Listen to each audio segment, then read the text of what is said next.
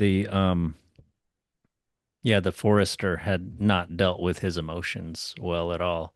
And partially because yeah, he's drinking, he tries to make fun of this guy too much. He's eating, he's in front of his friends. I mean, this is such a like a story where many tragic young men stories of yeah, your buddies are there. You're sort of like already set up in a situation where you're not really doing what you're supposed to be doing, presumably, because he doesn't tell him not to kill the deer. He has one duty right there. He doesn't do it. He instead is in this personal thing with this other guy, and he's drinking and they're eating. I don't know if it matters that they're eating with their hands. It just makes them seem a little more uncivilized or something like that. But maybe that was common at that time or something. But yeah, the whole situation is set up to be a tragedy, and Yeah. Yeah. Yeah. Which is what illegitimate rule does. It creates tragedies right, because yeah, it doesn't have there's not that moral leadership.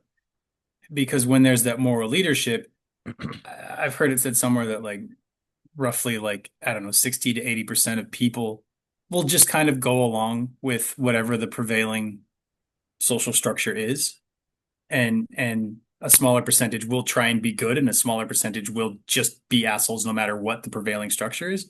But when you've got an illegitimate structure, a lot of people are like, "Oh, okay, well, I can just be illegitimate. yeah, I can just do whatever I want because look, they're doing it, so yeah, it must be okay yeah. for me to do it." I think Whereas that's right. Yeah, when you have the moral, then the people are like, "Oh, we're supposed to okay," and they just kind of like they're very like on some on subconscious level, they're very much just like, "Yeah, whatever." they're imitating. I mean, Yeah, that's what whatever it is humans we're do. doing, that's what we're doing. Yeah. Yeah, yeah, yeah.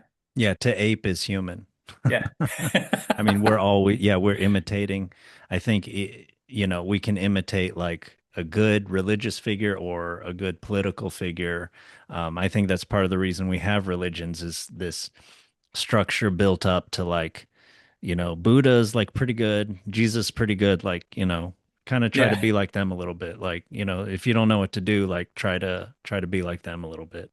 Mhm. And yeah, the foresters are yeah, they're not really being necessarily supervised very well. Whoever, whatever they're supposed to be doing, presumably it's not drinking in the middle of the day and like insulting passerbys and you know, uh goading people into killing the very thing over which they have responsibility. There's some kind of a lack of leadership there.